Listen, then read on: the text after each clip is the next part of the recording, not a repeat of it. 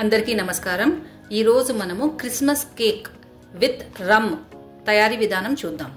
దీని కోసం నేను పావు కప్పు నల్ల ద్రాక్షలు తీసుకున్నాను, పావు కప్పు ఖజూరాలు తీసుకున్నాను, పావు కప్పు ప్లమ్స్ తీసుకున్నాను, పావు కప్పు కివి ఫ్రూట్ తీసుకున్నాను, డ్రైడ్ కివి ఫ్రూట్ ఇది, 2 టేబుల్ స్పూన్ల బాదం పప్పు, 2 టేబుల్ స్పూన్ల జీడిపప్పు। మనం దీని కోసం ఏ డ్రై ఫ్రూట్స్ అన్నా తీసుకోవచ్చు, ఇందులోకి ఏవైనా మీ దగ్గర ఉన్నటివి వేసుకోవచ్చు। ముందుగా ఖజూరంలోని విత్తనం తీసేసి దీన్ని చిన్న ముక్కలుగా కట్ చేసి ఉంచుకోవాలి। అలాగే ప్లమ్స్, కివి వీటిని కూడా చిన్న ముక్కలుగా కట్ చేసి పెట్టుకోవాలి। జీడిపప్పు కూడా చిన్న ముక్కలుగా కట్ చేసి పెట్టుకోవాలి। నేను డ్రై ఫ్రూట్స్ అన్ని చిన్న ముక్కలుగా కట్ చేసి పెట్టుకున్నాను। ఇప్పుడు మనము రమ్ తీసుకొని ఒక స్టోరేజ్ బాక్స్ తీసుకొని ఇందులోకి మనం తీసుకున్న రమ్ హాఫ్ కప్పు వేసుకోవాలి। ఈ రమ్లోకి మనము కట్ చేసి పెట్టుకున్న డ్రై ఫ్రూట్స్ అన్ని వేసుకోవాలి।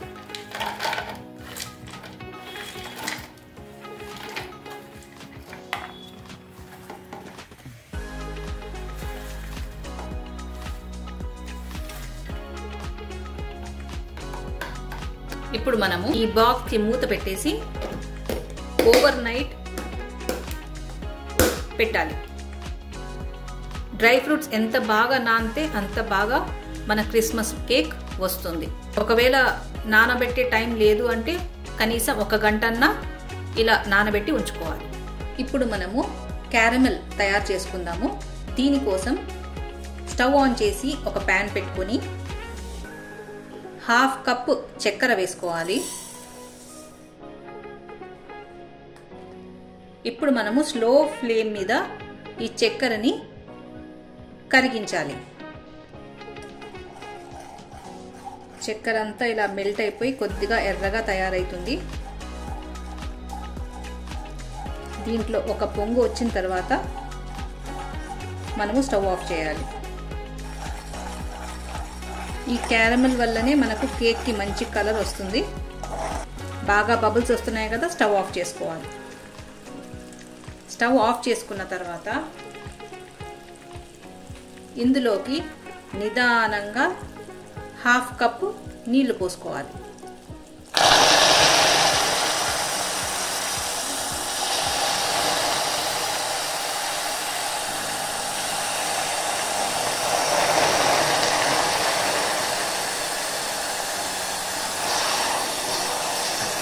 ఇప్పుడు మనం తిరిగి స్టవ్ ఆన్ చేసుకొని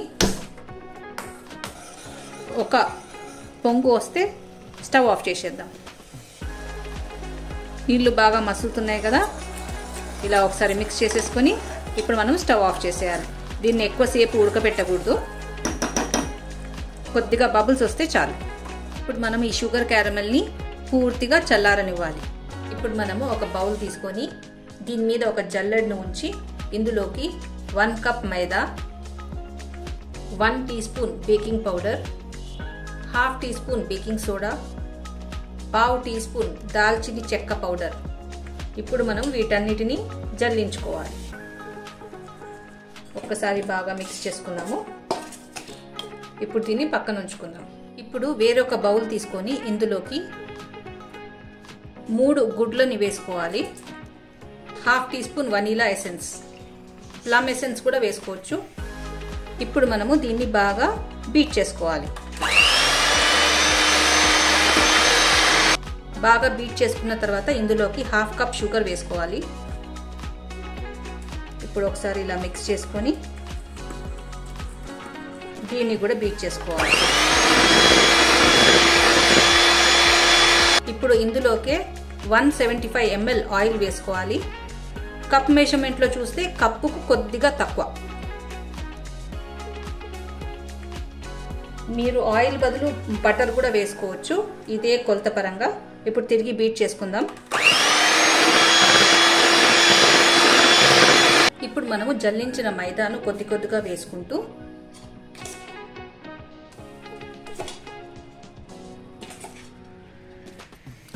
కట్ అండ్ ఫోల్డ్ మెథడ్లో మిక్స్ చేసుకోవాలి।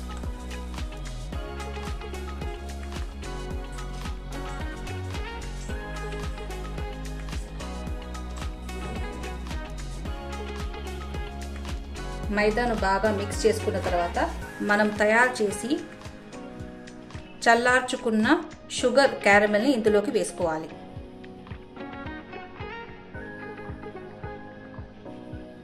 రాత్రంతా నానబెట్టి ఉంచుకున్న డ్రై ఫ్రూట్స్ రమ్మునంతా పీల్చేసుకున్నాయి. వీటిని కూడా ఇందులోకి యాడ్ చేసుకోవాలి. ఇప్పుడు తిరిగి మనము దీన్ని బాగా మిక్స్ చేసుకోవాలి. ఈలోపు ఓవెన్ని 180 డిగ్రీ సెంటీగ్రేడ్ మీద 10 మినిట్స్ ప్రీ హీట్ చేసుకొని పెట్టుకోవాలి. అలాగే కేక్ తిన్ని కూడా ఆల్రెడీ బటర్ వేసుకొని గ్రీస్ చేసుకొని ఉంచుకోవాలి.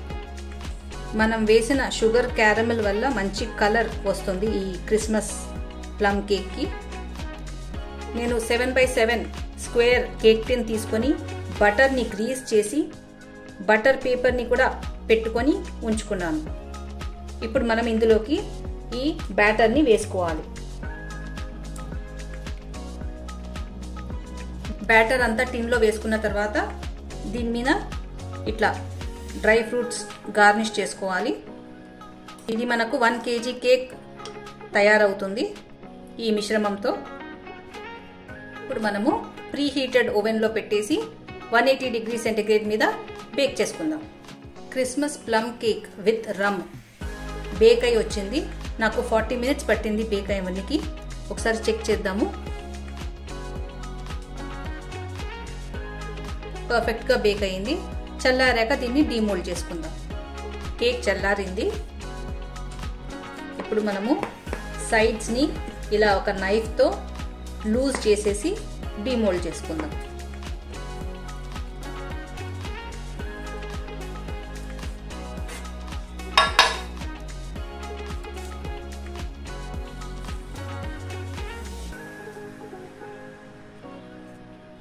కేక్ బాగా సాఫ్ట్గా బేక్ అయ్యింది. నేను బటర్ పేపర్ని తీసేసాను. ఇప్పుడు మనము ఈ కేక్ని కట్ చేసుకుందాం.